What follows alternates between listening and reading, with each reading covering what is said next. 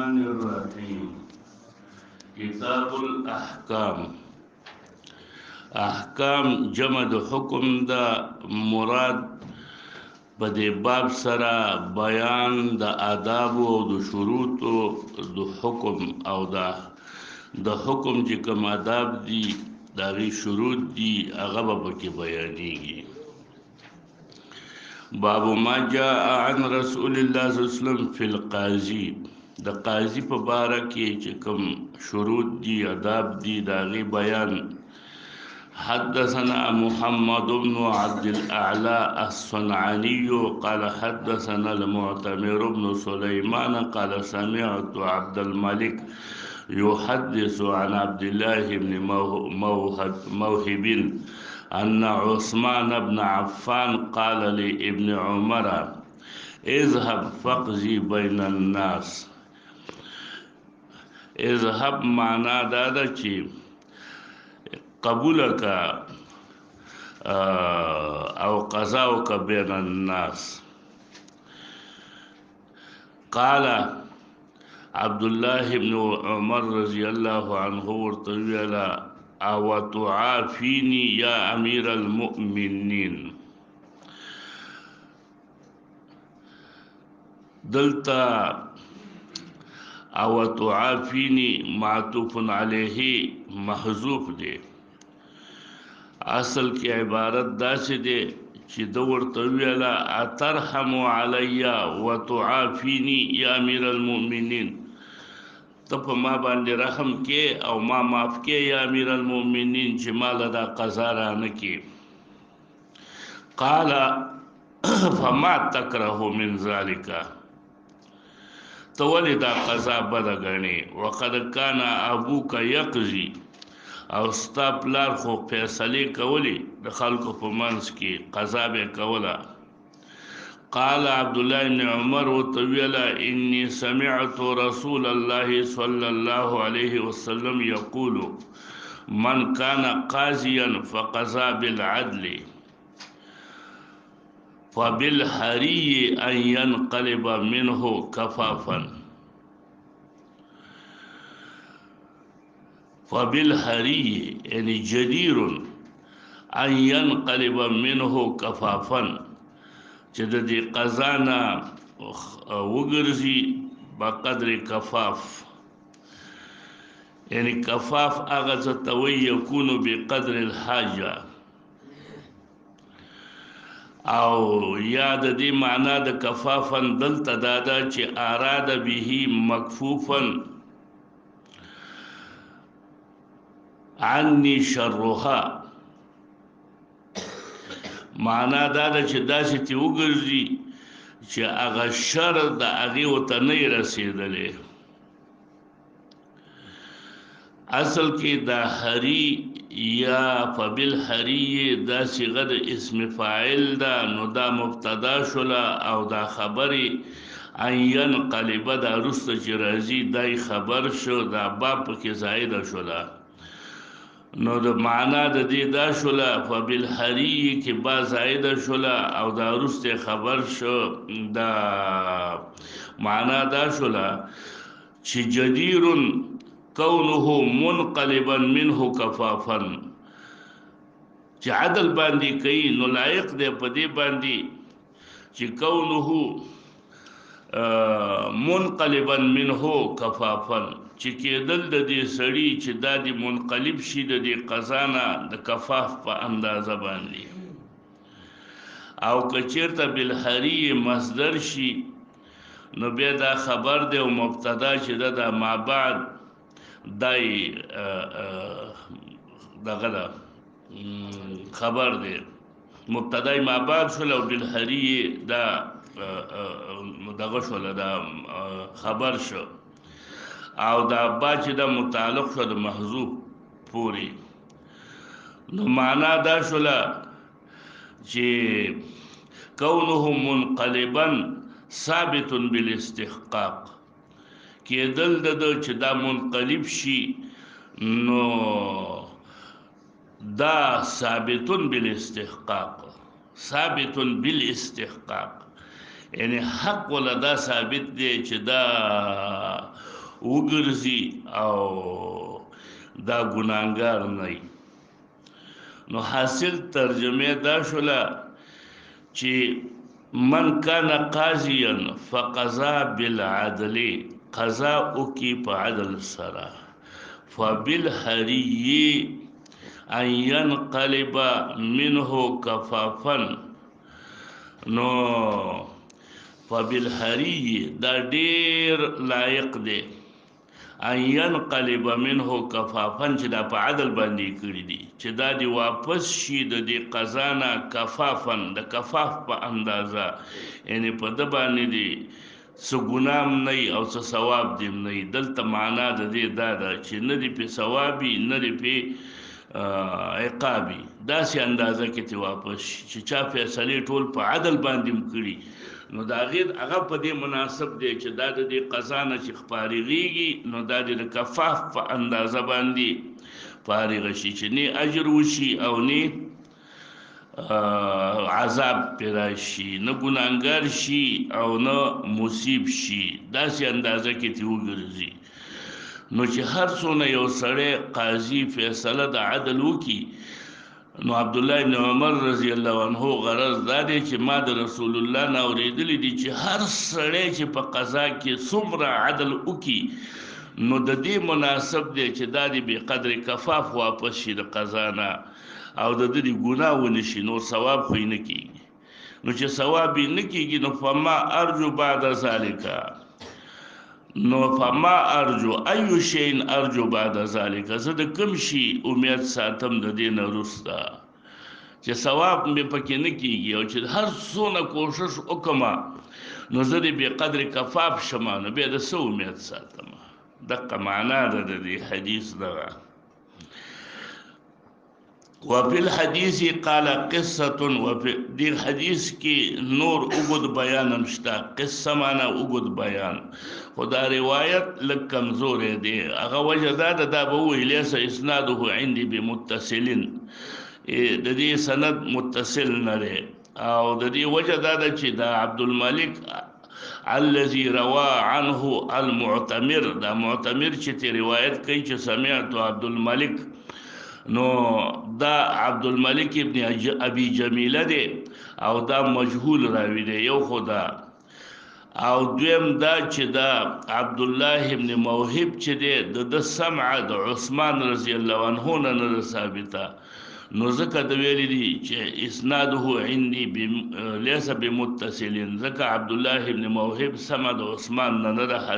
دغه شوي، نو دوه کمزورې دي پکې. نو یو خو عبدالملک مجهول له، دویم د عبد الله ابن موهب سمع د عثمان ابن عفان نه ثابته. وبه حدثنا محمد بن اسماعيل قال حدثني الحسين بن بشر قال حدثنا شريك عن الأعمش عن سهل بن عبيدة عن ابن بريدة عن أبيه أن النبي صلى الله عليه وسلم قال القضاة ثلاثة قاضيان في النار وقاض في الجنة، رجل قضى بغير الحق فعلم ذلك، خپ ویری چې دا به ناحق فیصله کوم نو دا قاضي پور کړي، وقاض لا يعلم، او بل هغه قاضي چې علم ورته نه حاصل، فاهلك حقوق الناس، نو حقوق د خلقو هغه هلاک کی ځکه بی علم فیصله وکي، فهو فی النار. او دریم قاضي چې جنت کې دی هغه قاضي قضا بالحق فذلك فی الجنه، دا قاضي بیا په جنت کې دی. حدثنا هناد قال حدثنا وكيع عن إسرائيل عن عبد الله عن بلال بن أبي موسى عن أنس بن مالك قال قال رسول الله صلى الله عليه وسلم من سأل القضاء وكل من سأل القضاء وكل إلى نفسه، یعنی څوک چې قضا طلب وکي، لکه زمونږه په دې وخت کې د قضا دپاره خلک رشوت هم ورکوي، پیسې هم ورکوي چې ما قاضي مقرر کا، نو وکیل الی نفسه معنا فوض الی نفسه، خپل نفس ته به الله وسپاري، الله به ورسه امداد نه کوي. ومن اجبر علیه او چې په چا اجبار وکړل شي چې تب خامخا په زور مقرر کی نو ينزل الله عليه ملكا فيسدده الله بده د یو ملائک په د باندې تراولېږي چې هغه چې دا کله خطا کیږي نو هغه به يسدده یعنی يحمله على السداد والصواب. وبه حدثنا عبد الله بن عبد الرحمن أخبرنا يحيى بن حماد عن أبي عوانة عن عبد العلاء الثعلبي عن بلال بن مرداس الفزاري عن خيثمة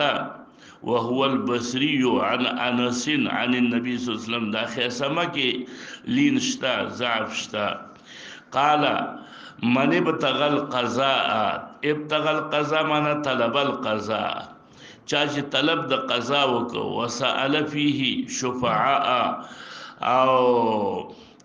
وی سوال وکړو په دې کې د سپارش یعنی سپارشیانې ولټول چې مال دا قضا را کوي. وکل الى نفسه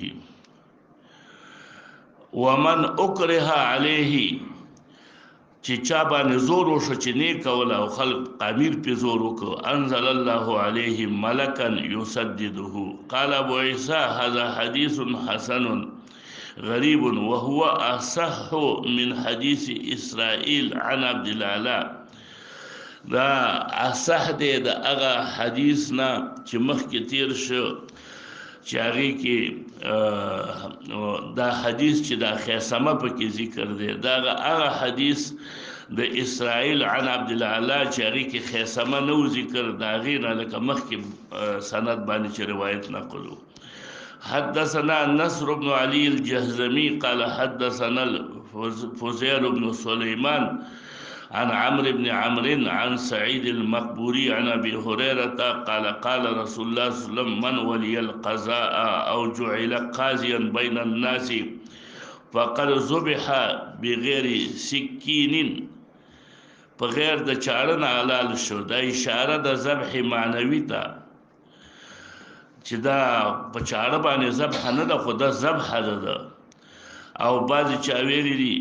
چې دا ابلغ دی په تحذير کې چې په غیر د چاړه حلال شي نو هغه حلالېدل ډیر سخت دي کنه چې چاړه نه یو ته په حلال شي نو په پد شي باندې حلال شي نو دا سخت دي. او بعض وی بغیر سکین کې اشاره ده دې ته چې دا ذبح معنوي ده. من ولی القضاء څوک شي په بعضو روایاتو کې ولی القضاء دی ولی د تولیه نه اخیستل شوی دی. قال ابو عیسی هذا حدیث حسن غریب من هذا الوجه وقد روي ايضا من غير هذا الوجه عن ابي هريره. باب ما جاء في القاضي يصيب ويخطئ.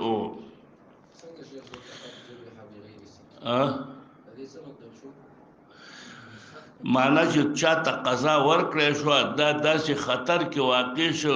لکه سړی چې په غیر د چاړه ته حلال کړلی شي یعنی د ایمان ته خطر پیښه شوله د باندې دا قضا چې دا یعنی د دې دومره لویه خطره ده. باب ما جاء في القاضي يصيب ويخطئ. وبه حدثنا الحسين بن مهدي قال حدثنا عبد الرزاق أخبرنا معمر عن سفيان الثوري عن يحيى بن سعيد عن أبي بكر بن عمرو بن حزم عن أبي سلمة عن أبي هريرة قال قال رسول الله صلى الله عليه وسلم إذا حكم الحاكم فاجتهد فأصاب فله أجران. یو قاضي کوشش وکړ په یو مقدمه کې نو حق ته ورسېد الله به ول دوه اجر ورکړي یو اجر د اجتهاد شو بل اجر الاصابه حق ته ورسېد. واذا حكم فاخطا فله اجر واحد خطا شو د دې لپاره یو اجر دی. ظاهرا د دې حدیث تناقض دی د هغه مخکینی باب کې چې کوم روایت منګه ویو چې القضاة ثلاثه قاضیان درې دي په هغې کې اسنان فی النار ویلو چې کوم سړی خطا شي قصدن خطا یې وکړله نو هغه هم په اور کې دی او کوم سړي چې قصدن خطا ونه کړله بلکې خطا شو هغه هم په اور کې دی. او دلته وایي چې نه که خطا شو د د لپاره یو اجر دی اور کې نه دی نو د دواړو روایتو په منځ کې ظاهرا تعارض دی نو علما تطبیق داسې کوي چې دا حدیث د باب د هغه چا په باره کې دی چې جامعا لآلة الاجتهاد وعارفا بأصول القضاء عالما بوجوب القياس په هر څه پوهی عالمي ټول د قضا اصول ورته معلوم او بیا خطا شي اجتهاد وکي او خطا شي نو د لپاره ثواب د اجتهاد دی اگر چې د خطا ثواب ولر نشته خو د اجتهاد خطا ولا وشو دغه اجر او تملاو شو او هغه مخکینه حدیث چې دی هغه د هغه چا په باره کې چې هغه سره علم نه اوازې فیصله کوي او خطا شي علم سره نشته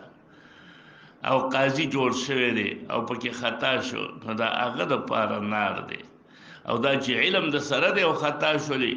نو د لپاره اجر شته یو اجر د اجتهاد دویم بعض علما داسې ویلي دي چې دا حدیث د باب دا محمول له په هغه فروع محتملو کې چې هغه کې احتمالي د وجوه مختلفو داسې مسائلو کې چې هغه کې فروع دي احتمال پکې د ډیرو وجوه شته دي اختلافي مسائل دي نو ته یو طرف ته پکې خطا شولې یو خبره دی پکې دی یو امام ومنله مثلا فقه حنفي اصول دی ومنل شافعي دی ومنل حنبلی دی ومنل نو په دې کې تا ته اجر ملاويږي اگر کاغه په نفس الامر کې خطای او مخکینه خبره چې دا هغه په اصولو کې ده چې اصولو کې خطا شي داسې شیانو کې خطا نشي چې هغه مختلف دي مختلف نه متفق امور یو تور پکې خطا شي نو به ستاره لپاره جهنم دی قال ابو عيسى حديث ابي هريره حديث حسن دا متفق عليه روایت دی غریب من هذا الوجه لا نعرفه من حديث سفيان الثوري عن يحيى بن سعيد الا من حديث عبد الرزاق عن معمر عن سفيان الثوري پدې کې دونه یو مسله منګه او تاسو ته معلومه شوله چې د علماو لږ اختلاف دی چې دا په اجتهادي مسایلو کې دا هر یو مجتهد مصیب دی او کنه بعضی مجتهد خطا دی او بعضی مصیبی په دې باب کې د علماو اختلاف دی د دې روایت نه داسې معلومیږي چې هر یو مجتهد سره مصیب دی کوشش دی وکړو تا ته څه ګناه نه راځي بلکې تا ته ثواب ملويږي او بعض علما وایي چې نه د دې حدیث دغه مقصد نه دی چې هر یو مجتهد چې دغه مصیب دی کدا وینو به په اخطا او تصل ویلا چې خطا شو نو خطا پکې راځي هر مجتهد مصیب نه دی دا او اجر او ثواب او عذاب جدا خبره ده چې بعضی چاته په خطا باندې الله عذاب نه ور کوي نو هغه جدا ده د عذاب ور کول او د ثواب ور کول خو هر مجتهد مصیب نه دی ځکه حکم په د چا لګولې دی په خطا چې خطا شي باب ما جاء في القاضي كيف يقضي قاضي بفیصله پس باندې کوي حدثنا حناد قال حدثنا وكيع عن شعبة عن ابي عون الثقفي عن الحارث بن عمرو عن رجال من اصحاب معاذ ان رسول الله صلى الله عليه وسلم بعث معاذا الى اليمن د حاکم په صفت باندې ولېګو فقال كيف تقضي رسول الله صلى الله عليه وسلم ورتويلا چې تب سره رقم ته فیصله کې پس به فیصله کې نو معاذ ابن جبل ورتویلا اقضي بما في كتاب الله رسول الله ورتویل فإن لم يكن في كتاب الله که په کتاب د الله کې نه قال فبسنت رسول الله صلى الله عليه وسلم قال فإن لم يكن في سنة رسول الله نو هغه ویلا چې اجتهد رأیي زب کوشش کوم په خپل رائے کې به فیصله په خپل اجتهاد باندې کوما نو رسول الله صلی الله علیه وسلم فرمایل الحمد لله الذي وفق رسول الله صلی الله علیه وسلم رسول الله له توفیق ورک د حق ته رسیدلو مرقات کې د مولا علی قاریم لیکلی امام خطابی رحمه الله لیکلی دي چې دلته مراد دا نه دی چې زبا فیصله کوم په خپل اجتهاد په خپل رائے دا معنا نه ده چې زبا رائے چې ما ته کوم ښکاره شي د خپل طرف نه زما په زړه کې تیر شي هغه باندې به زه فیصله کوم علی غیر اصل من کتاب و سنت بلکې اراده دلته مراد دا دی چې بې رأیین سره معنا دا ده چې رد قضیه به کومه هغه معنا د کتاب او د سنت ته من طریق القیاس د هغې په طریقې د قیاس او اجتهاد سره صراحتا مسله په کتاب او سنت کې نشته دی نو کتاب او سنت کې به اصولي هغې ته به زه دا مسله رد کومه او د هغې نه به استخراج د دې مسلې کوم په طریقې د اجتهاد سره وایي دا مراد نه دی چې خالص خپله رای به چلومه خپل رای به نه چلی قرآن او حدیث اصول ته به دا مسله او دغه کې چې دا د قرآن او حدیث کې صراحتا نشته او دا مسله د هغې نه څنګه راوځي څنګه استخراج کیږي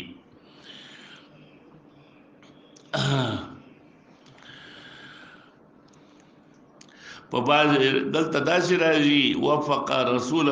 الله صلی الله علیه وسلم او د ابو داود په روایت کې ورسره داسې راځي چې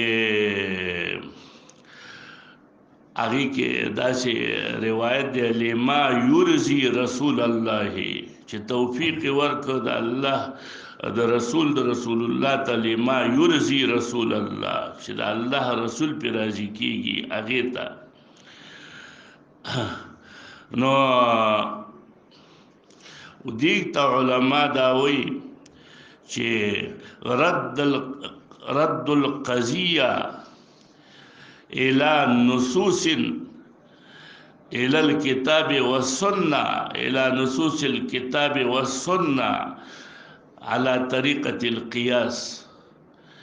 مسألة بواپس کې کتاب او سنت ته په طریقې د قیاس سره نو موږ ته زر دا خلک وایي چې وګوره که نه تاسې خو قیاس نه منئ که نو موږ وایو چې موږ هغه قیاس نه منو چې هغه قرآن کې مسله یي حدیث کې مسله موجوده یو څوک په هغې کې قیاس وکړي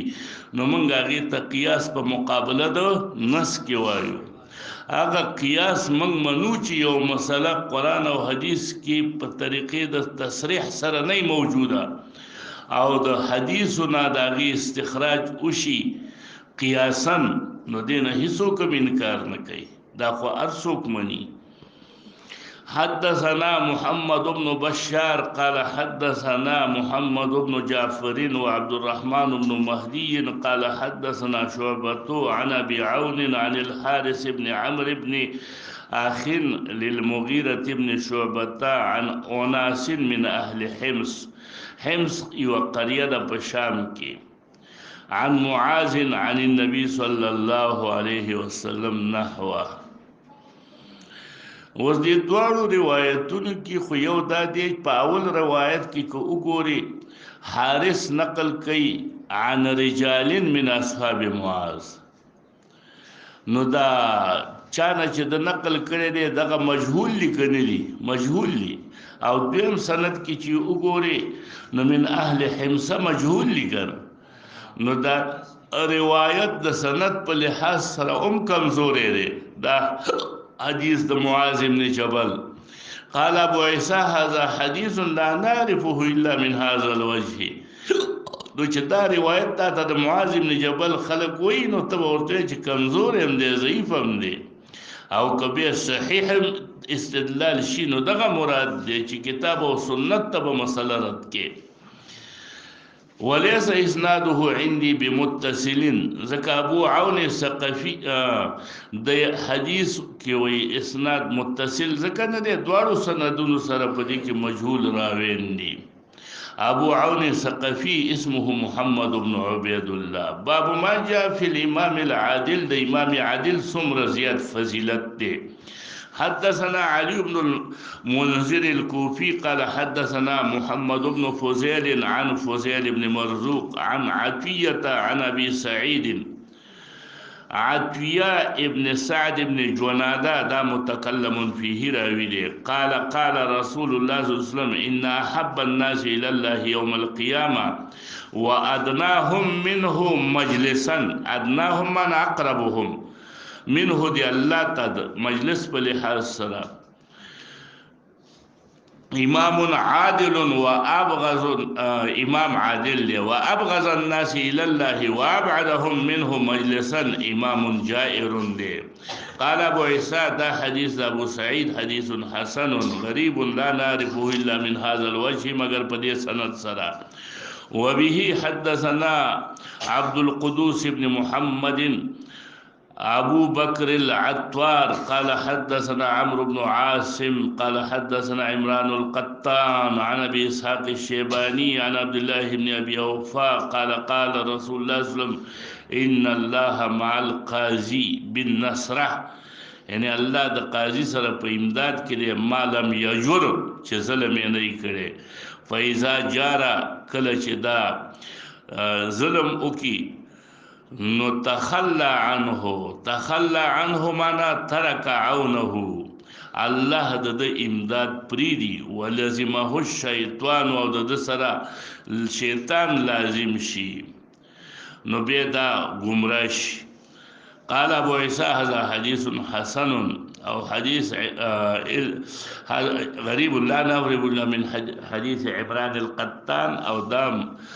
صدوق دي نو روایت صحیح دی. وبه باب ما جاء في القاضي لا يقضي بين الخصمين حتى يسمع كلامهما. دا آداب دي د قضا چې د دواړو مدعی او مدعا علیه خبره به دواړه اوري، د یو کس په خبره به فیصله دواره نه صادري. حدثنا حناد قال حدثنا حسين الجعفي عن زائدة عن سماك بن حرب عن حنش عن علي قال لي رسول الله صلى الله عليه وسلم إذا تقاضى إليك رجلان، تقاضى معنا ترافع إليك الخصمان، دو خلق تعالى راشي فلا تقضي للأول، دا أول خبر دی واوري دواره فیصله مکوا حتى تسمع كلام له آخری چې د بل کس خبرم واوري. نو دی کې یو فقهي مسله ته بل معلومه شول چې قاضي به فیصله نه کوي په غائب باندې،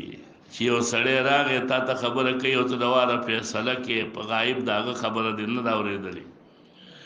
فسوف تدري كيف تقضي، چې تا د دواړو خبره واورېدله نو ته به پوه شي چې فیصله به څنګه کوي. د ابو داود روایت کې راځي فإنه أحرى أن يتبين لك القضاء، دا دواړه خبره اورېدل ډیر مناسب دي چې تا ته به قضا ظاهر شي. قال علي فما زلت قاضيا بعدو، زه همیشه قضا کوونکی ما ورستا د څنګه بعدو. نو بعضی چا خو ویلي دي چې فما زلت قاضيا بعدون مراد بعد دعائه، زه همیشه فیصله کوم او سرسته د دعا د رسول الله صلی الله علیه وسلم نه ماته،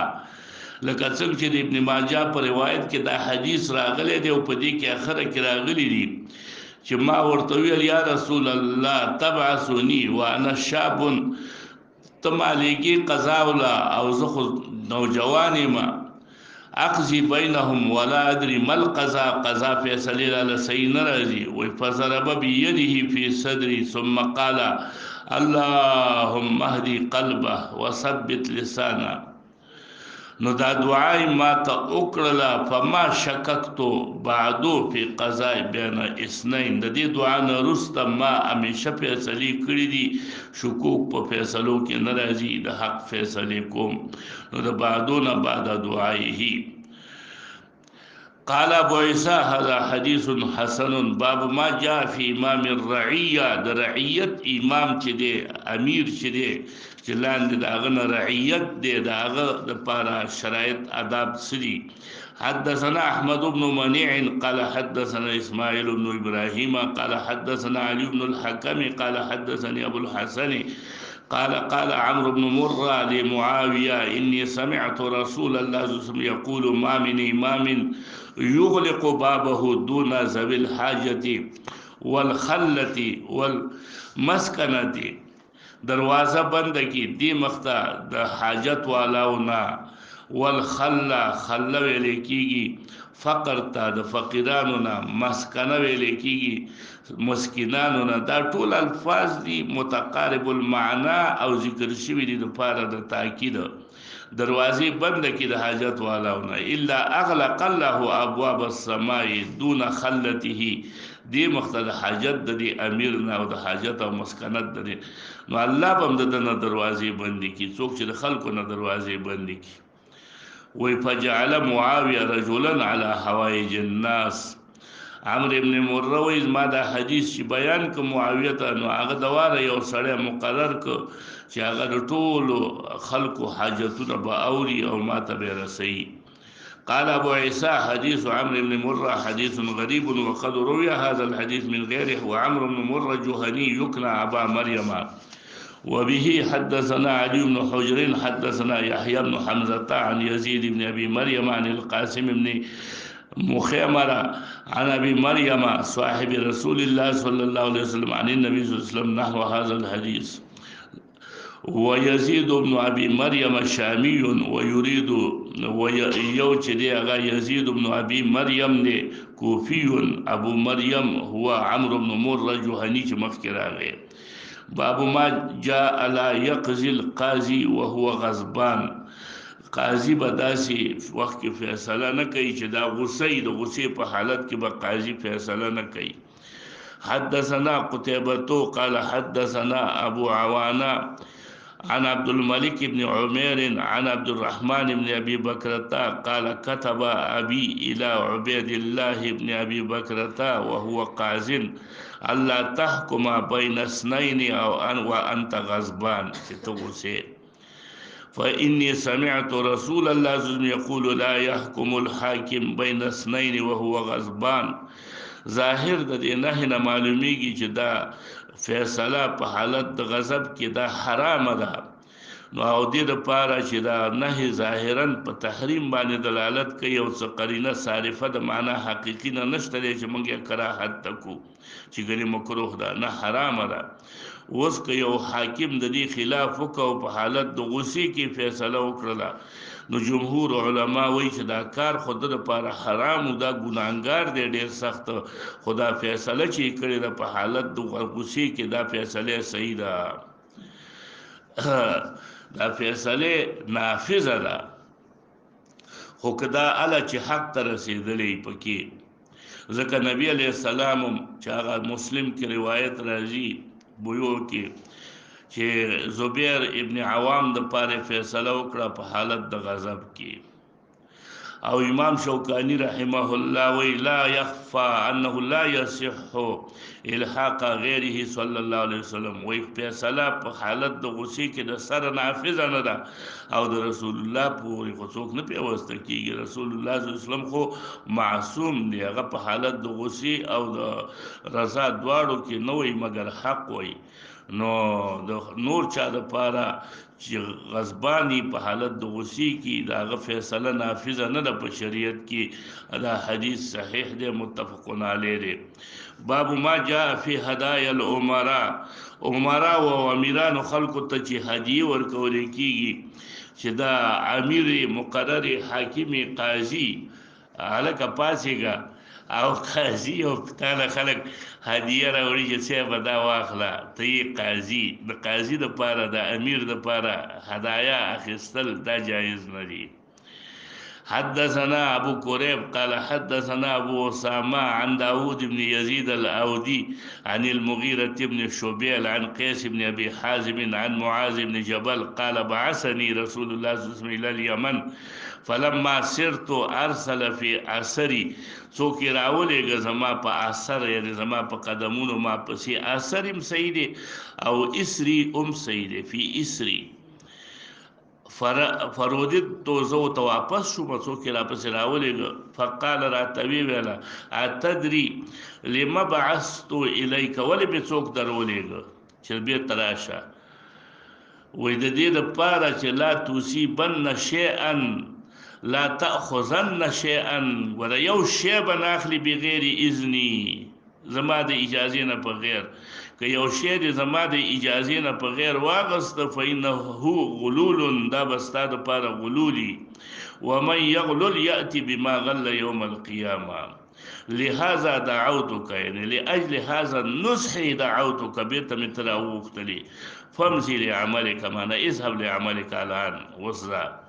قال أبو عيسى حديث معاذ حديث غريب لا نعرف إلا من هذا الوجه من حديث أبي أسامة عن داود الأودي باب ما جاء في الراشي والمرتشي في الحكم راشي ویلې کېږي ورکون کې د رشوت ته او مرتشي ویلې کېږي اخیستون کې د رشوت ته نو راشي او مرتشي د دې په باره کې د الله رسول څه ویلي دي حدثنا قتيبة قال حدثنا ابو عوانة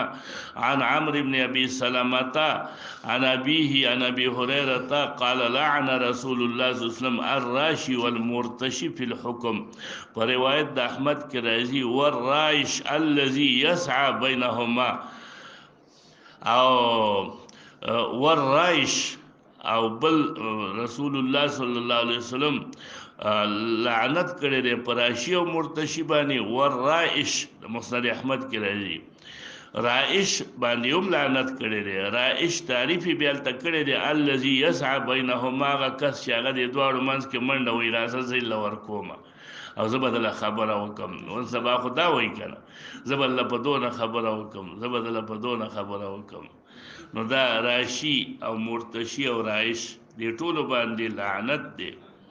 قال ابو عيسى حديث ابي هريره حديث حسن صحيح وقد روي هذا الحديث عن ابي سلمة بن عبد الرحمن عن عبد الله بن عمرو عن النبي صلى الله عليه وسلم وروي عن ابي سلمة عن ابيه عن النبي صلى الله عليه وسلم ولا ينسي قال وسمعت عبد الله بن عبد الرحمن يقول حديث ابي سلمة عن عبد الله بن عمرو عن النبي صلى الله عليه وسلم احسن شيء في هذا الباب وبه حدثنا أبو موسى محمد بن المثنى قال حدثنا أبو عامر العقدي قال حدثنا ابن أبي ذئب عن خاله الحارث بن عبد الرحمن عن أبي سلمة عن عبد الله بن عمر قال لعن رسول الله صلى الله عليه وسلم الراشي والمرتشي دي دواړو روایتونو کې یو اشکال دا دی که یو سړی چاته رشوت ورکوي د بل چا د حق د اخیستلو لپاره نو دا خو حرام دی یقینا او دی باندې لعنت دی اوس یو سړی دی رشوت ورکوي د پاره د اخذ د حق خپل یا رشوت ورکوي د پاره د دفع د ظلم چې په ما ظلم کیږي هم دا رشوت واخله دا تاړهدار مې اوس بر ناقبي او په جیل کې مې اچي نو دی له رشوت ورکم نو دا پکې داخل لې پدې کې دا تراشی ویلې کېږي وای دا پکې داخل نه دی د خپل حق د حاصلولو لپاره چې خپل حق نشي اخیستلې ترڅو پورې چې د رشوت نه ورکړي خپل حق نشي حاصلولې یا تا باندې ظلم اراده د قاضي یا د بل چا یا د حاکم خو ته د خپل ځان نه د ظلم د دفع کولو لپاره رشوت ورکړي چې ما سره ظلم ونشي نو دا جایز دی او په دې کې یو روایت دی هغه د روایت د عبد الله ابن مسعود رضی الله عنه نه چې اخذ بارض الحبشه فی شیء او عبد الله ابن مسعود چې اوخذا دا بندي ونیولې شو بارض الحبشه فی شیء په څه مسله کې خلکو ونیو دا غزه پولیسو ونیو فاعطى دینارین نو د 2 دینار ورکړل حتی خلى سبیله چې لارې ولا خوشي کو. نو دغه معلومیږي دا چې صحابه کرام هم دا کار کړی دی چې د باندې د چا د حق د اخیستو دپاره نه چې په ظلم د چا حق واخلي، خو د خپل ځان نه د دفع دپاره چې په ما څوک ظلم ونه کړي، رشوت ورکړي، نو دا په دې کې شامل نه دی. دارنګه وایي هغه رائش چې هغه ستا ته وایي چې وله ورکه زه به دله خبره وکړم، هغه ته مأخذ وایي کله چې تا نه اخلي د دې دپاره لیسعى فی اصابت صاحب الحق، چې تا دپاره کوشش وکړي چې ته حق ته ورسېږي، ستا حق تا ته میلاو کړي او په غیر د هغې نه تا ته حق نه میلاویږي، نو وایي دا هم فلا بأس به، د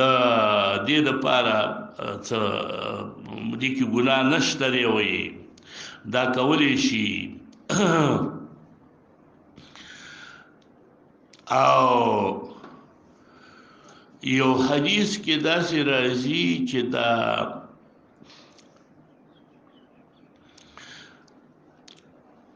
ابو امامه روایت دی، ابو داود نقل کړی دی، او هغې کې داسې راځي چې من شفع لأحد شفاعة فأهدى له هدية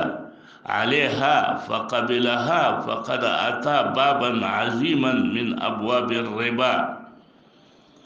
ستا د چا دپاره سپارش وکړه او تاله هغه سړی حق دی وله واخېسته او هغه سړی تاله بیا هدیه راوړي چې تا ما سره ډېر امداد وکړه او تا قبول کړه، نو فقد اتا بابا عظیما من ابواب الربا راځي په دې روایت د ابو داود کې. تا راتګ وکړه یو غټ ګناه کار ته، ربا ته سپارش باندې دې د چا نه روپۍ واخېستې تاله یې درکړې، نو د دې نه معلومیږي چې په سپارش باندې به روپۍ نه اخلې، ستا په سپارش. الګته که ستا سپارش مي او هغه سړی تا نه روپو طلب کوي چې دله زه حق ورکوم خو روپۍ راکړه، نو د هغه د حق د اخیستلو لپاره ته د هغه نه مطالبه کولی شي چې دونه روپۍ وله ورکړه، دا دنه غواړي. باب ما جاء في قبول الهدیة و اجابة الدعوة. وی ګوره یو دا باندې تاغه مسله قیاس نه کړي چې ګنې اوس هدیه اخیستل به بیخي ناجایز شي، ځکه دلته منه راله چې هدیه به نه اخلي حاکم، نو حاکم به نه اخلي، قاضي به هدیه نه اخلي. اوس که تاله څوک هدیه درکوي نو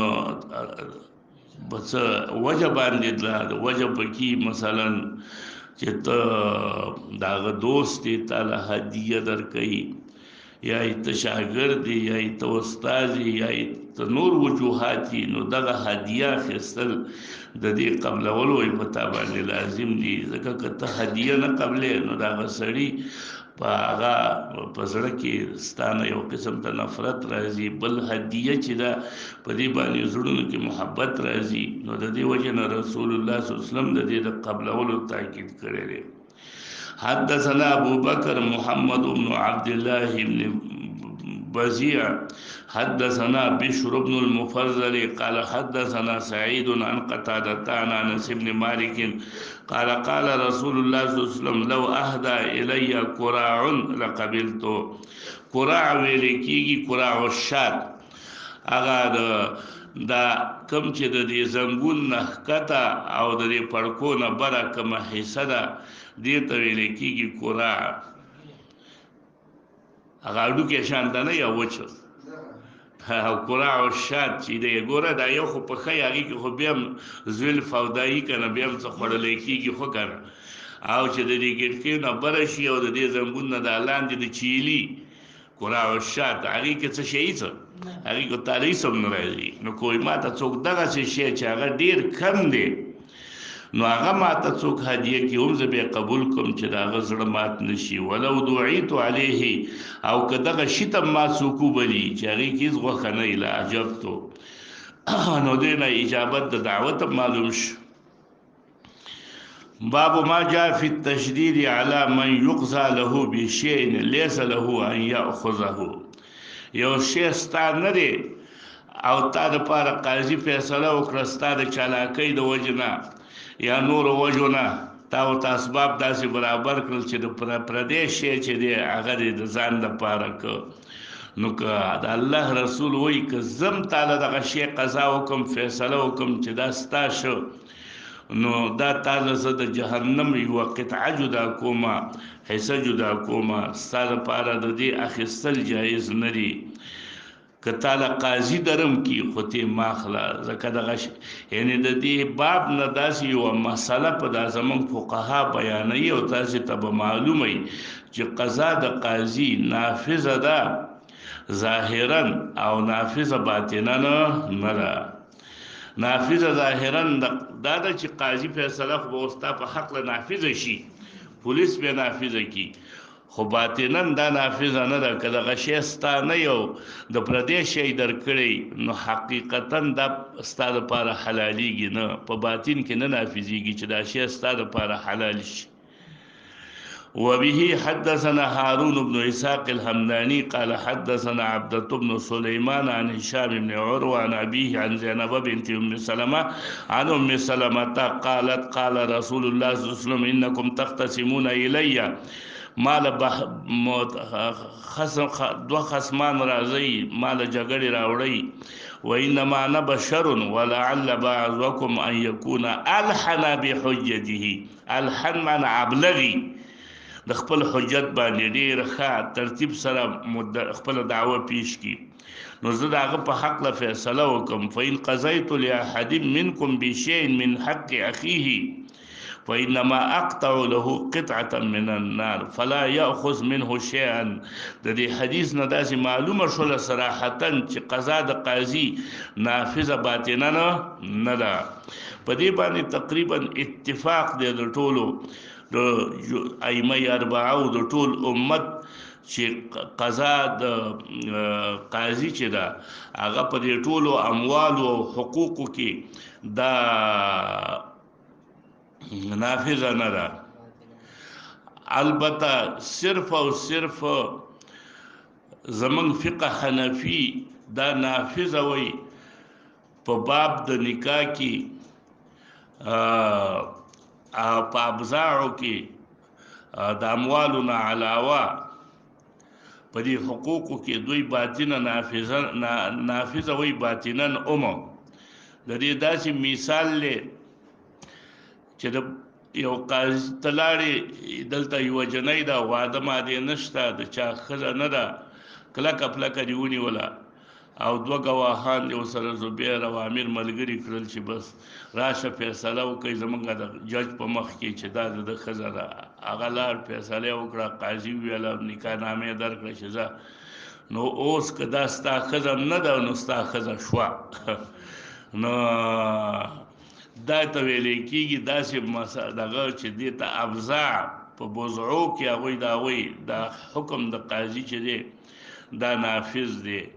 باطنا هم نافذ دی نور علما وایي نه په هیڅ شي کېږي حکم د قاضي چې دی دا نافذ نه دی باطنا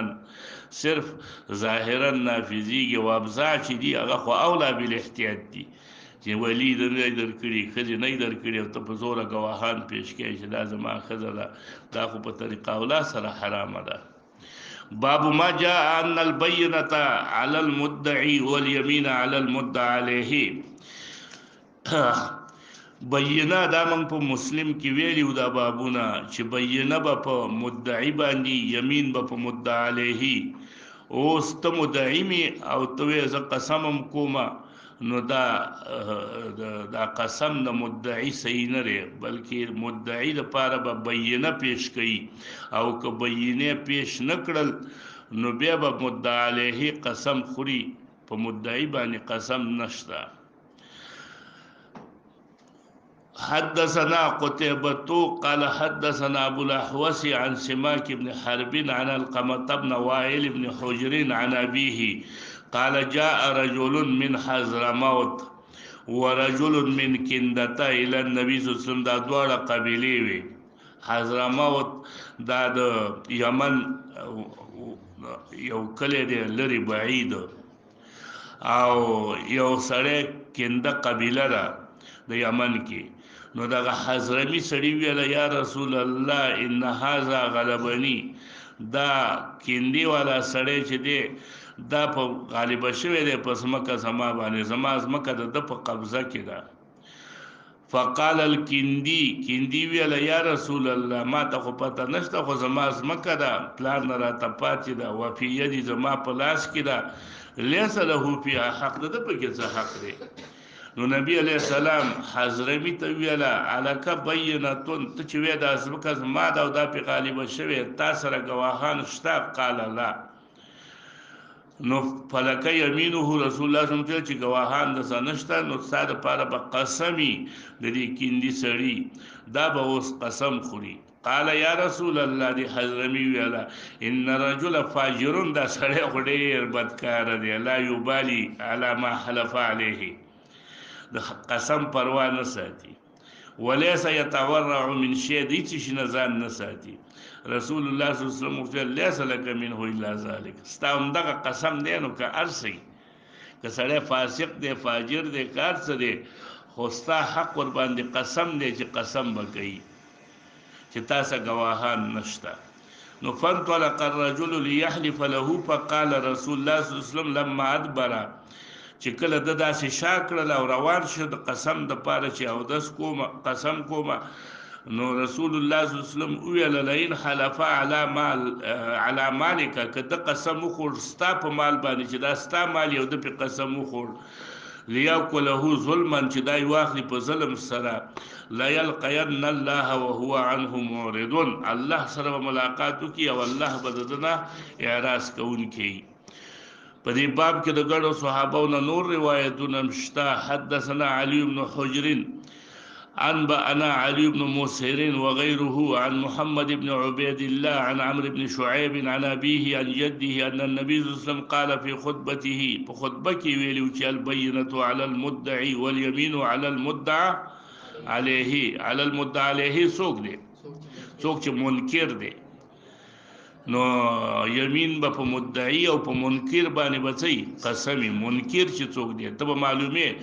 په ډیر موقع کې تا ته پته نه لګيږي چې دا مدعی څوک دی مدعی علیه څوک دی، نو ته به وګورې چې دا مسله همداسې په خپل حال پرېږدي، نو څوک یې نه پرېږدي. په دې دواړو کې کوم یو دی چې هغه نه پرېږدي،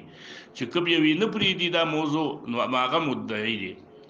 هغه باندې به ګواهانی، او که هغه څه ګواهان نه نو دغه مدعی علیه چې هغه منکر دی د حق نه، هغه باندې به